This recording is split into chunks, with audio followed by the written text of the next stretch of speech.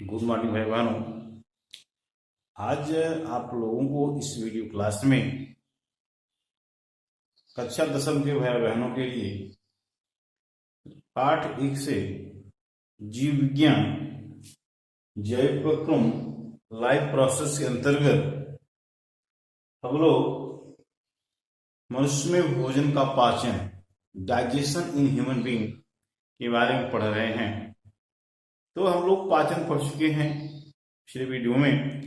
पाचन के पश्चात भोजन जो है जो अवशोषित हो जाता है, अवशोषण के बाद उस पचित भोज्य पदार्थ का स्वांगीकरण होता है, एसिमिलेशन ऑफ फूड।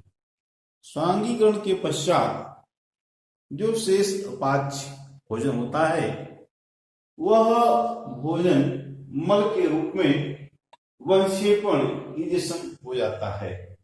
तो सबसे पहले हम लोग यहाँ पर जब पहुंचे हैं भोजन का स्वांगीकरण, देखिए छोटी आंत में भोजन के अवशोषण के पश्चात भोजन रक्त के माध्यम से कोशिकाओं तक पहुंचता है, ऊतक द्रव्यों तक पहुंचता है, ऊतक द्रव्यों से फिर कोशिकाओं तक पहुंचता है।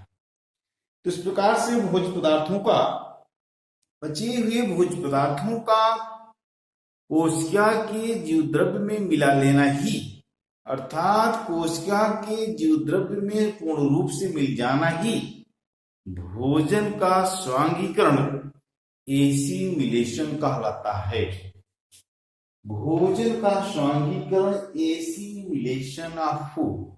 तो इस प्रकार बचा हुआ भोज्य पदार्थ जब कोशिकाओं के जीवद्रव्य में मिल जाता है तो कोशिकाओं के जीवद्रव्य में मिलकर के विशेष प्रकार की क्रियाओं के द्वारा उस सुपाच्य भोजन अर्थात पचे हुए भोजन का विभिन्न पदार्थों में पुनर्निर्माण होता है और इस प्रकार से जीवद्रव्य की मात्रा में वृद्धि होती है। कह सकते हैं क्वांटिटी एंड क्वालिटी में वृद्धि होती है।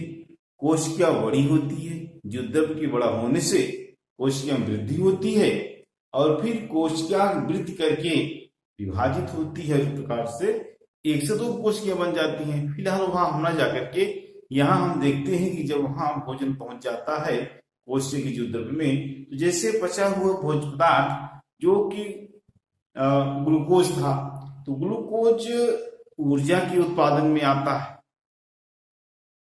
और इसके बाद जो वसा थी, वसा का कुछ भाग जैसे ग्लिसरॉल फैटी एसिड भी जो है वह ऊर्जा के उत्पादन में चला जाता है। अमीनो अम्ल आता है, उस अमीनो अम्ल के द्वारा विभिन्न प्रकार के प्रोटीन का संश्लेषण कोशिकाओं में होता है। तो जो प्रोटीन का संश्लेषण है वह टूटी फूटी कोशिकाओं की मरम्मत अर्थात घायल कोशिकाओं की मरम्मत करने की काम में आता है। तो इस प्रकार भाई बहनों जो ये भोजन का स्वांगीकरण है, एसिमिलेशन है, हम इतना ही कर सकते हैं, इतना ही कहेंगे कि पचे हुए भोज्य पदार्थों का अवशोषित कर कोशिका के जीवद्रव्य तक पहुंचाना और फिर पहुंचाने के बाद उन तत्वों का कोशिका के जीवद्रव्य के रूप में विलीन हो जाना, अर्थात पचे हुए भोज्य पदार्थ का कोशिका के जीवद्रव्य के रूप में विलीन हो जाना ही या आत्मसात कर लेना ही वह भोजन का स्वांगीकरण कहलाता है। तो इस प्रकार भैया बहनों भोजन के स्वांगीकरण के पश्चात जो बड़ी आंत में अपाच्य भोजन बचता है उसका मल के रूप में शरीर से बाहर निकाल देना ही मल विसर्जन या वक्षेपण कहलाता है। देखिए सभी जीवों में सभी प्रकार के भोज्य पदार्थों को पूर्ण रूप से पचा लेना कोई जरूरी नहीं है। तो जैसे मनुष्य में सब प्रकार का भोज्य पदार्थ न पचे या उस भोज्य पदार्थ का कुछ भाग ऐसा है जो कि अवशेष रह जाता है, अपाच्य होता है, उसे मल के रूप में शरीर से बाहर निकाल दिया जाता है। इस प्रकार से अपाच्य भोज्य पदार्थ का शरीर से बाहर निकालना ही वह मल विसर्जन या वक्षेपण कहलाता है। और फिर बड़ी आंत की लास्ट में जो उस अपाच्य भोज्य में जल होते हैं, वे जल बड़े बड़े सूक्ष्माणुओं के द्वारा और शोषित कर लिए जाते हैं अधिकांश जल के भाग को, और फिर उसको शरीर से बाहर निकाल दिया जाता है। तो इस प्रकार से उस मनुष्य में भोज्य पदार्थों के पाचन से संबंधित अंतिम चरण में जो है सांद्रीकरण और वैश्यपण। तो यहाँ पर वैश्यपण भी आकर के भोजन का पाचन समाप्त होता है। अब शुरू में हमने देखा कि भोजन को जो मुख के द्वारा लिया जाता है, तो हमारे मुख में जो है दांत पाए जाते हैं।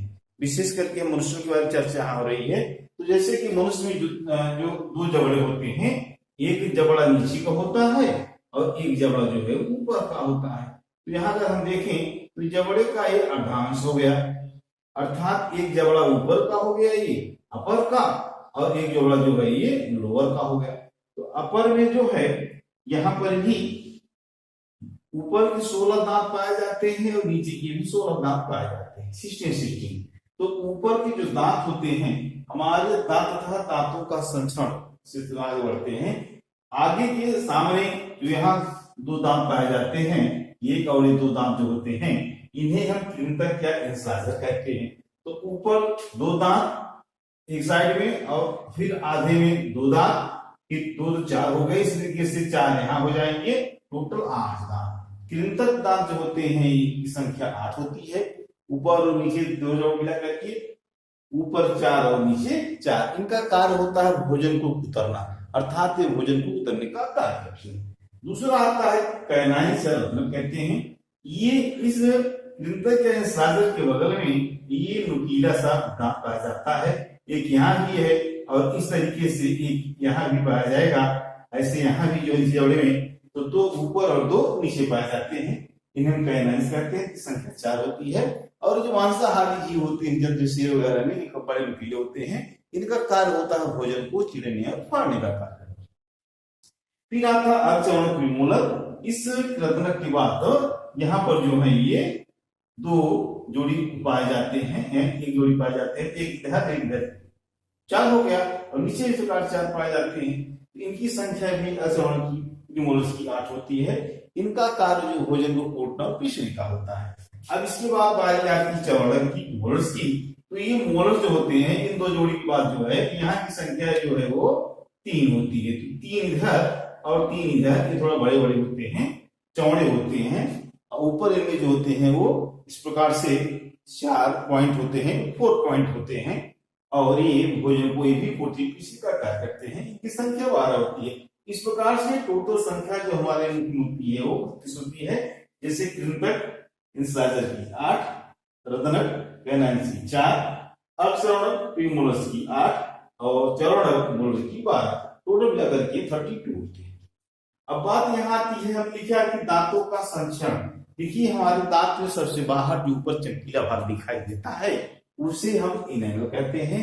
यह मनुष्य के शरीर में सबसे कठोरतम भाग होता है, या कह सकते हैं सबसे कठोरतम पदार्थ होता है। ये चमकीला इनेमल होता है। इसके जस्ट नीचे की भाग होती है डेंटाइन।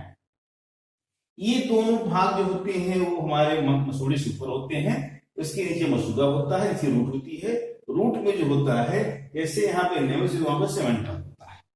अब बात आती है कि ये संचरण क्या होता है। जब हम लोग भोजन करते हैं तो भोजन उपरांत भोजन के दांतों के बीच बीच में भोजन के कुछ कण पड़े रह जाते हैं।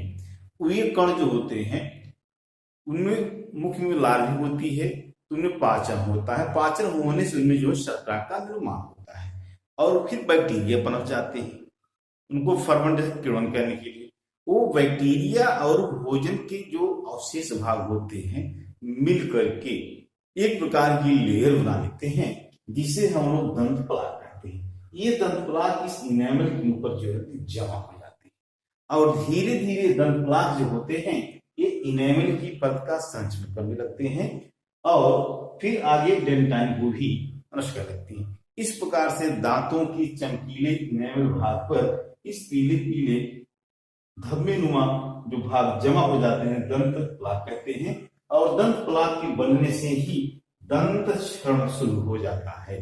तो इसीलिए भैया बहनों डॉक्टर से हमें हमारे जो अभिभावक हैं वो सलाह देते हैं कि भोजनोपरांत हमें दांत को अच्छी तरीके से अवश्य साफ कर लेना चाहिए या ब्रश से दांत की सफाई करनी चाहिए, ताकि भोजन उपरांत दांतों के बीच में जो भोज्य पदार्थ फंसे होते हैं वे पूर्ण से निकल जाएं और दांत साफ हो जाए, जिससे दंत फलक का निर्माण न होने पाए। इस प्रकार से इन पाचन वाले भाग से आपको संपूर्ण रूप से बता दिया गया है।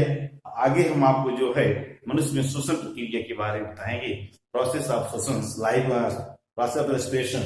तो भैया बहनों, आप इस योजना तैयार कर लीजिएगा।